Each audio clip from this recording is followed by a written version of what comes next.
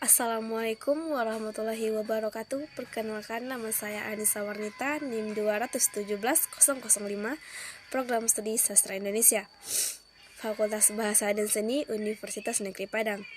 Baiklah, pada kesempatan kali ini saya akan membacakan presentasi saya, yaitu dengan materi pertumbuhan dan perkembangan dialektologi dengan dosen pengampu Dr. Siti Ainim Yusti SPD MPD. Pertumbuhan dan perkembangan dialek. Sebelumnya, teman-teman tahu kan dialek itu termasuk kemana? Ya, dialek ini termasuk ke dalam cabang ilmu linguistik yang mengkaji tentang keberagaman bahasa. Dialek ini juga mengalami pertumbuhan dan perkembangan. Sama seperti tumbuhan dan juga manusia, kita juga mengalami tumbuh dan berkembang, termasuk juga dengan dialek. Pertumbuhan dan perkembangan ini merupakan dua hal yang serupa tapi tidak sama.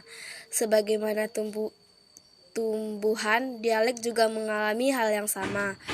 Faktor dan non-kebahasaan dan faktor kebahasaan sangat mempengaruhi pertumbuhan dialek. Pertumbuhan dialek. Konsep tumbuh dalam dialek dalam Kamus Bahasa Indonesia Alwi dan kawan-kawan 2005 halaman 1220 adalah timbul, hidup dan bertambah besar atau sempurna, tentang benih tanam, bagian tubuh seperti gigi, rambut, dan sebagainya. Pertumbuhan dialek adalah timbul dan munculnya suatu dialek dan bertambah besar atau sempurnanya yang mengarah pada kemajuan.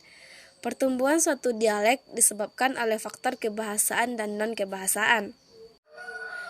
Contoh dari faktor kebahasaan dan non-kebahasaan.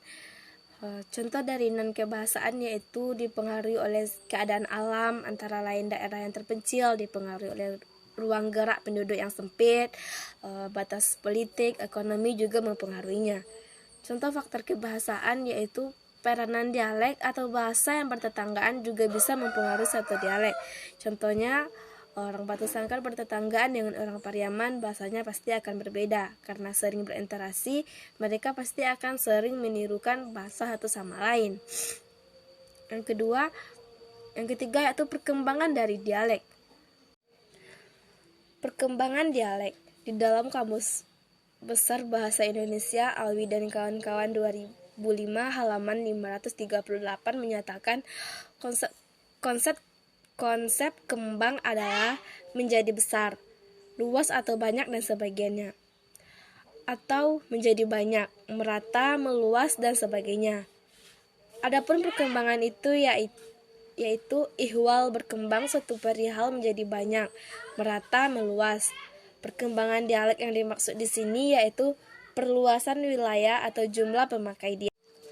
Perkembangan dialek dapat dikelompokkan menjadi dua arah, yaitu perkembangan membaik dan perkembangan memburuk. Apa sih perkembangan membaik itu? Contohnya, perkembangan membaik itu dapat dikatakan membaik apabila terjadi perluasan wilayah atau jumlah penutur dialek itu bertambah. Kalau perkembangan buruk itu apa sih? Yaitu berkurangnya atau lenyapnya suatu dialek yang dipengaruhi oleh faktor luar bahasa. Faktor perkembangan dan dialek yang berkembang atau memburuk itu dipengaruhi oleh suatu faktor, yaitu faktor luar bahasa yang isinya faktor memasuknya unsur bahasa lain. Seperti di sekolah atau lembaga-lembaga lain kita bertemu dengan orang-orang banyak dengan bahasa yang beragam. Yang kedua, faktor sosial, yaitu faktor ini terjadi karena banyak yang meninggalkan kampung halaman untuk memenuhi kehidupannya di kota. Jadi karena sudah terlalu lama di kota sehingga mereka lupa dengan bahasa aslinya. Bukan hal yang lumrah. Seseorang yang sudah pergi merantau ke kota dan pulang ke kampung halamannya akan menggunakan bahasa yang berbeda, yaitu dengan menggunakan bahasa Indonesia. Seakan-akan mereka tidak mengerti lagi dengan bahasa aslinya. Baiklah, itulah hasil presentasi dari saya tentang pertumbuhan dan perkembangan dari dialek.